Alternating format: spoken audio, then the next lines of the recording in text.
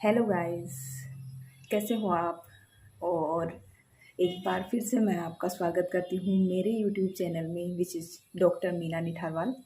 और आज जो मोस्ट अवेटेड टॉपिक है उसके बारे में बात करेंगे, वो है इंटरमिटेंट फास्टिंग। क्या है इंटरमिटेंट फास्टिंग, कैसे करते हैं इंटरमिटेंट फास्टिंग, क्या क्या बेनिफिट्स हैं इंटरमिटेंट फास्टिंग के, किस किस को नहीं करनी चाहिए इंटरमिटेंट फास्टिंग। तो गाइज उसके बारे में आज अपन डिस्कशन करेंगे। तो सबसे पहले तो मैं आपको यही बता देती हूँ कि इंटरमिटेंट फास्टिंग होती क्या है। इंटरमिटेंट फास्टिंग का मतलब ये है कि आपके जो एक एक डाइट पैटर्न है, नॉट ईटिंग पैटर्न बोल सकते हैं। ये कोई डाइट नहीं है कि आप इसमें कि डाइट क्या होती है कि वो होती है कि आप कुछ टाइम के लिए यूज़ कर सकते हैं, कुछ टाइम के लिए आप वेट लॉस करना चाह रहे हैं, उस टाइम पे आप खा सकते हैं, उस टाइम पे आप डाइट यूज़ कर सकते हैं। Diet means particular type of diet, जैसे हाई फैट डाइट कंज्यूम करते हैं जिसको ना, और लो कार्ब वाली डाइट है, ग्लूटेन फ्री डाइट है। तो ये अलग अलग डाइट पैटर्न है, वो अपन लॉन्ग लास्टिंगली यूज़ नहीं कर सकते। ये है एक ईटिंग पैटर्न, इसको अपन लॉन्ग लास्टिंगली यूज़ कर सकते हैं, अपनी हैबिट बना सकते हैं। इसमें कोई भी ऐसा कोई साइड इफेक्ट नहीं है। तो ये क्या है, एक तरह से ईटिंग हैबिट है जिसमें अपने को क्या होता है कि अपने को खाना होता है एक पर्टिकुलर टाइम पीरियड में, और उसके बाद में अपने को फास्ट करना होता है। तो ये एक साइकिल है, ईटिंग एंड फास्टिंग का साइकिल है, उसी को बोलते हैं इंटरमिटेंट फास्टिंग। ठीक है गाइज, तो ये एक मैंने मोटा मोटा बता दिया कि इंटरमिटेंट फास्टिंग होती क्या है। फिर अपन बात करते हैं इंटरमिटेंट फास्टिंग के क्या क्या मेथड्स होते हैं, कैसे कैसे अपन इंटरमिटेंट फास्टिंग कर सकते हैं। तो सबसे पहले जो मैं बताऊंगी, जो मैंने ट्राई किया था, मोस्ट पॉपुलर, मोस्ट सस्टेनेबल और मोस्ट एक्सेप्टेबल जो मेथड है वो होता है 16:8। मतलब 16 आवर्स का आपको फास्ट रखना है और 8 आवर में आपको ईट करना है, यानी खाना है। कुछ भी आपका जो भी आप नॉर्मल कैलोरी लेंगे, या फिर आप वेट लॉस जर्नी में है तो थोड़ा सा डेफिसिट कैलोरी लोगे, वो आपको उससे 8 आवर की ड्यूरेशन में खाना है। ये है। दूसरा है आपका ये होता है कि आप वीक में 2 बार फास्ट करो, कंप्लीट फास्ट करो। जैसे उसमें आप कुछ नहीं पानी वानी पी रहे हो, वो वाला फास्ट करो, और देन आप 5 डेज बच रहे हो उसमें नॉर्मल ईटिंग रखो, वो वाला। बट वो सबके लिए कन्वीनियंट नहीं है, बिकॉज हर लोग फास्ट करने में मतलब अडेप्ट नहीं हो पाते, या फिर मेरे जैसे लोग भी नहीं हो पाते। बिकॉज मुझे फास्ट हो नहीं पाता। मैं एकदम ऐसे हो जाता ना कि लो फील करती हूँ, एनर्जी नहीं रहती। तो आप है ना, जैसे कोई भी काम कर रहे हो तो आपको ऐसे तो है नहीं कि आप सोते रहोगे, और फास्ट के दिन ये वाला तो चलने वाला नहीं है। तो आप क्या करेंगे, तो स्ट्रेन हो जाएंगे, लो फील करेंगे, तो फास्ट वो ज़्यादा सस्टेन नहीं हो सकता है। इसीलिए कुछ लोग कर लेते हैं, फास्ट कर लेते हैं। तो ऐसे भी नहीं है कि आप वीक में लगातार 2 दिन हाँ फास्ट पे चल रहे हो, नहीं। आप जैसे मंडे को आपने फास्ट रख लिया, फिर आप वेनसडे को फास्ट रख सकते हो। बीच में एक डे ऐसा रखना है जिसमें आपको नॉर्मल ईटिंग मतलब करनी है, जो नॉर्मल खाना खाना है। ठीक है, एक ये मेथड हो गया। दूसरा मेथड ये था। तीसरा मेथड है 5 to 2। इसमें क्या होता है कि 2 दिन होते हैं ना वीक में, उसमें आपको 500 to 600 की कैलोरी लेनी है। बाकी जो 5 डेज हैं उसमें सेम आपको नॉर्मल ईटिंग जो भी है, आप जो खाते हैं नॉर्मल, वो आप खा सकते हैं। तो ये अलग अलग मेथड है, बट जो मोस्ट एक्सेप्टेबल मेथड है, मोस्ट सस्टेनेबल मेथड है, मोस्ट इजी मेथड है, और वेट लॉस के लिए मोस्ट इफेक्टिव मेथड है, वो है अपना 16:8, जिसमें आपको 16 आवर का फास्ट करना और 8 आवर को अपने को जो भी अपनी कैलोरी है वो कंज्यूम करनी है। ठीक है गाइस, ये अपने मेथड हो गए। और दूसरी बात करते हैं इसके बारे में कि अपन स्टार्ट कैसे करें इंटरमीडिएट फास्टिंग का, ये मैं बताना चाहती हूँ। कि अपने को एकदम से स्टार्ट, जैसे होता है ना कि आप जैसे आज आप नॉर्मल खा रहे हैं, आप 10 घंटे खा रहे हैं या 12 घंटे आप खाते हैं नॉर्मली, बट आपने मतलब सडनली आपने इंटरमीडिएट फास्टिंग पे वो कर दिया, स्टार्ट कर दिया, तो आप हो सकता है आपको बहुत ज़्यादा वीकनेस फील होएगी। तो मेरा जो मोस्ट जैसे ऐसे मैं जो मैंने किया था ट्राई, या मैं जो सजेस्ट करूँगी वो मेथड है, आप 7 डेज में अडेप्ट हो जाइए। 7 डेज में कैसे, कि आज आप खा रहे हो मतलब 12 घंटे खा रहे हो, 12 घंटे का फास्ट है आपका। ठीक है, आप रेगुलरली ऐसे ही करते हैं। फिर अपन क्या करेंगे, 1 घंटा कम करेंगे खुद के उसमें। तो आप क्या करें, 11 घंटे खा रहे हैं और बाकी 13 घंटे का आपका फास्ट रहेगा। फिर आप क्या करेंगे, जैसे जैसे जैसे जैसे ग्रेजुअली आप अपने आवर्स को कम कर लीजिए और 8 आवर्स पे ले आइए। 8 आवर का लगभग अप्रोक्स 8 आवर में आपको खाना कंप्लीट करना है अपना, जो भी अपनी रेगुलर जो भी कैलोरी इंटेक करनी है वो 8 आवर में करनी है। देन आफ्टर 16 आवर आपको फास्ट करना है। कंप्लीट फास्ट मीन्स ऐसे है कि आप पानी पी सकते हैं, ब्लैक कॉफ़ी पी सकते हैं, ब्लैक टी पी सकते हैं जिसमें शुगर एडेड नहीं हो, क्योंकि अब यदि फास्ट ही कर रहे हैं तो उसमें आप कैलोरी कम से कम कंज्यूम करें, ये होना चाहिए, ठीक है। तो ये वाला मैं सजेस्ट करूँगी कि एक वीक में आप खुद को धीरे धीरे अडेप्ट करिए, धीरे धीरे अपने आवर्स कम कीजिए। फिर आपको ये आपके अकॉर्डिंग देख लीजिए, यदि आप ब्रेकफास्ट स्किप कर सकते हैं, बट मैं उनके लिए सजेस्ट नहीं करूँगी जो डॉक्टर्स हैं, जो मेडिकल स्टाफ हैं, या फिर जो भी अपना ड्यूटी के लिए जाते हैं, हॉस्पिटल जाते हैं, तो वो खाली पेट नहीं जाएं, ब्रेकफास्ट स्किप नहीं करें। तो मैं उनके लिए यही सजेस्ट करूँगी कि वो डिनर स्किप कर दें, ठीक है। तो आप ब्रेकफास्ट जैसे किसी को क्या होता है भूख नहीं, बाकी लोगों के लिए क्या होता है कि वो उनको भूख नहीं लगती ब्रेकफास्ट में सुबह सुबह, तो वो ब्रेकफास्ट स्किप कर सकते हैं। देन आप वो है ना मतलब लंच से स्टार्ट कर सकते हैं और फिर डिनर तक जा सकते हैं, ठीक है। और जो लोग ब्रेकफास्ट स्किप नहीं कर सकते, सुबह सुबह भूखे नहीं रह सकते, तो वो लोग क्या करेंगे, तो ब्रेकफास्ट लेंगे और डिनर स्किप कर देंगे, ठीक है। तो ऐसे ऐसे कर सकते हैं। और ये मेक श्योर करना कि आप जब डाइट उस ड्यूरेशन में जो आप खा रहे हैं उसकी भी आपको, यदि वेट लॉस करना है तो क्वांटिटी को मिनिमल रखना है। क्वांटिटी ऐसे नहीं कि आप भर के खा रहे हैं कि 8 घंटे में ही खाना है और 16 घंटे में अपने को फास्ट करना है, तो ऐसे नहीं कि आप भर भर के कुछ भी खा रहे हैं। आप सिंपल खाना खाएं और आप हेल्दी खाना खाएं। सिंपल खाएं, जितना सिंपल हो सके आपके पास जो भी अपने घर में जो भी बनता है वो खाएं, और हेल्दी हो सके जितना हेल्दी इंक्लूड करें, ठीक है गाइस। तो आपको क्या होगा कि ये इसमें ज़्यादा हेडेक नहीं लगेगी आपको, क्या कि अपन फास्टिंग कर रहे हैं, इंटरमिटेंट फास्टिंग कर रहे हैं तो आप ऐसे है कि कुछ फैंसी खाने स्टार्ट कर दे, ऐसा कुछ नहीं है गाइस। आप जो भी आपके घर में बन रहा है उसी में से आप अपना, यदि वेट लॉस करना चाह रहे हैं तो पोर्शन कंट्रोल करके खाएं, ठीक है। कंज्यूम करें, इतना ही खाएं कि जितना आपकी रिक्वायरमेंट का 80% आपको कंज्यूम करना है। जैसे आपको 100% मतलब वो होता है ना कि भूख लग रही है बहुत ज़्यादा, तो आपको 80% तक ही खाना है, उसके बाद में आपको स्टॉप कर देना। तो ये आपकी जैसे खाने का पैटर्न हो गया, ठीक है गाइस। अब अपन बात करते हैं इसके बेनिफिट्स क्या क्या हैं।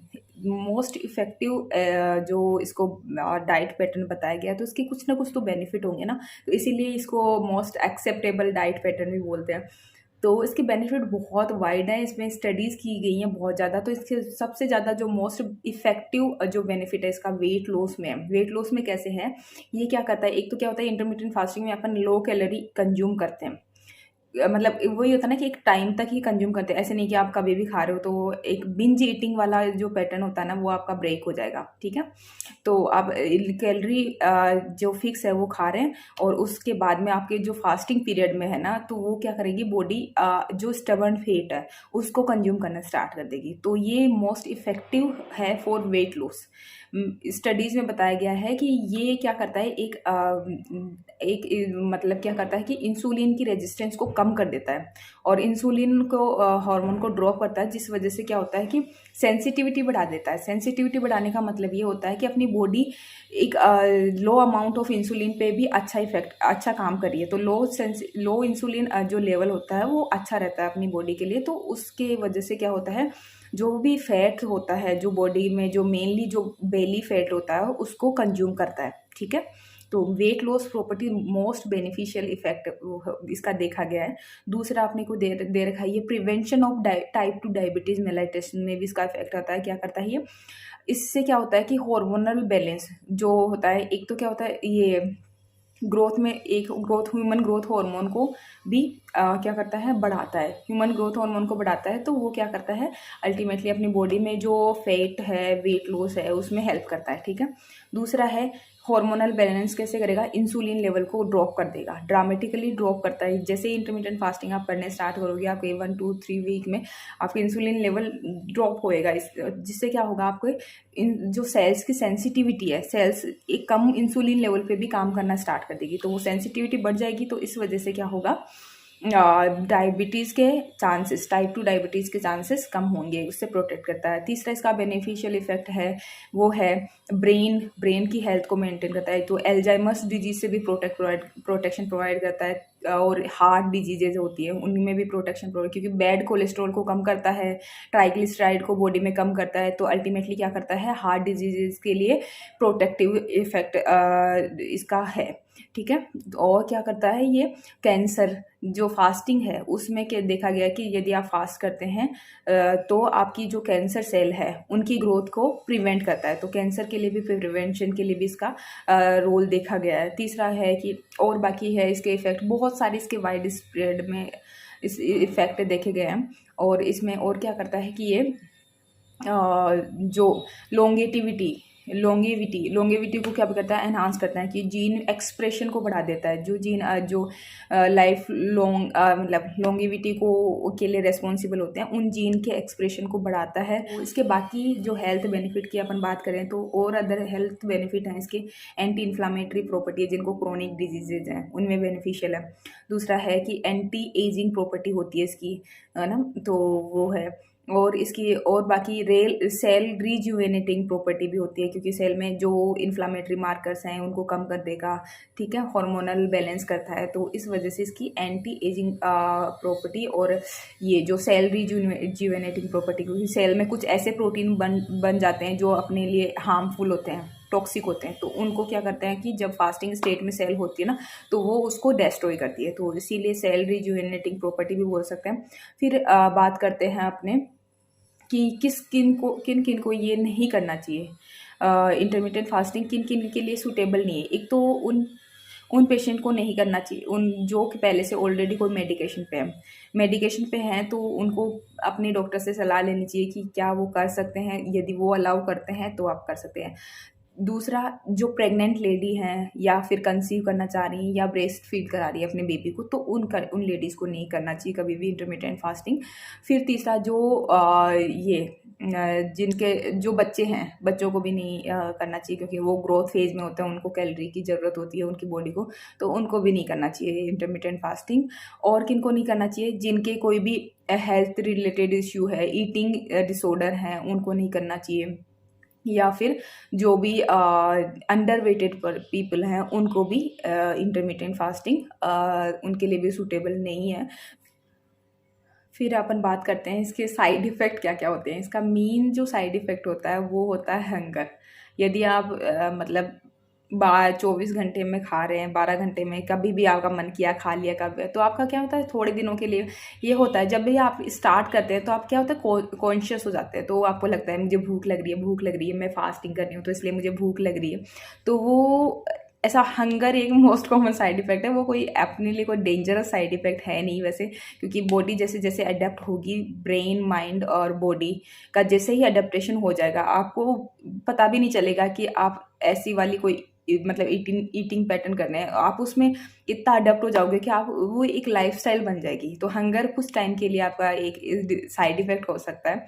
दूसरा है कि आपने सडन स्टार्ट कर दी तो आपको हो सकता है आपकी वीकनेस हो सकती है, या फिर आप फील कर सकते हैं, लो फील करेंगे, लो एनर्जी फील कर सकते हैं, तो ये भी एक तरह से साइड इफेक्ट बोल सकते हैं। बट ऐसा कुछ नहीं है, यदि आप धीरे धीरे स्टार्ट करेंगे, आप जो आवर्स को है धीरे धीरे कम करेंगे, तो आपकी अपने आप अडेप्ट हो जाएंगे, तो उसमें ऐसा कोई साइड इफेक्ट नहीं है जो आपको ऐसे कर देगा कि या बहुत बुरा इफेक्ट डाल देगा, ऐसा कुछ नहीं है गाइस। एक और साइड इफेक्ट है जिसमें है कि जो वीमेंस हैं उनमें क्या हो सकता है, मेंस्ट्रुअल साइकिल इरेगुलरिटीज हो सकती है, तो उनमें यदि पीरियड्स स्किप हो गए हैं या फिर उन्होंने इंटरमिटेंट फास्टिंग की और उनके पीरियड्स नहीं आ रहे, तो उनके लिए वो सूटेबल नहीं है, उनको रेगुलर ईटिंग पैटर्न में आना पड़ेगा। यदि वो वेट लॉस करनी चाहती हैं तो फिर उनको क्या करना पड़ेगा, वो उसी ड्यूरेशन में आपको लो एनर्जी वाली डाइट इनटेक करते रहना है, मतलब नॉर्मल ईटिंग पैटर्न अपनाना है। बट ये बहुत ही रेयर कंडीशंस हैं जिनमें ये साइड इफ़ेक्ट देखे गए हैं। ये 80 to 85% पीपल्स हैं उनमें ये ऐसे कोई साइड इफ़ेक्ट नहीं आते। तो वो अब मेक श्योर करें, ऐसा हो भी गया यदि आप स्किप हो गए मेंसेस, तो आप कर सकते हैं कि आप दोबारा से नॉर्मल ईटिंग स्टार्ट कर दें, आप नॉर्मल हो जाएंगे, कोई दिक्कत नहीं। बट ऐसा कोई नहीं है कि इसके कोई बहुत बड़े साइड इफ़ेक्ट है जिससे आपको कि ये रिवर्स ही नहीं हो सकते, ऐसा सच कुछ नहीं है। तो इंटरमिटेंट फास्टिंग के बारे में ये थी जो स्टडीड करी गई जो भी इंफॉर्मेशन थी। तो गाइज मैं तो यही सजेस्ट करूँगी, यदि आप वेट लॉस करना चाहते हैं और अपनी लाइफ को थोड़ा सा हेल्दी वे में जीना चाहते हैं, अपनी लाइफ को थोड़ा सा अच्छे वे टर्म्स पे मतलब यही है ना कि आप कभी बीमार नहीं हो, हेल्दी रहना चाहते हो, वेट लॉस अपना वेट अच्छे कंट्रोल्ड रहे, तो ये स्टार्ट करना चाहते हो तो आप इंटरमिटेंट फास्टिंग प्लीज़ ट्राई करें। यदि आपको सूट नहीं होता देन वो अलग बात है, बट ये ट्राई कीजिए। मैं बता सकती हूँ 85% पीपल्स को ये 100% सूट करेगा। तो गाइस ये था आज का मेरा वीडियो इंटरमिटेंट फास्टिंग पे। आई होप आपको ये समझ आया होगा, और कोई भी क्वेश्चंस हो, कोई भी क्वेरीज हो, प्लीज़ कमेंट कीजिए कमेंट बॉक्स में, मैं आपके क्वेश्चंस के आंसर करूँगी प्लीज़ डेफिनेटली। सो गाइस ये था आज का इंटरमिटेंट फास्टिंग पे वीडियो। आई होप आपको पसंद आया होगा। तो मिलते हैं नेक्स्ट टॉपिक पे नेक्स्ट सेशन में। तो तब तक के लिए bye bye, take care, see you soon guys.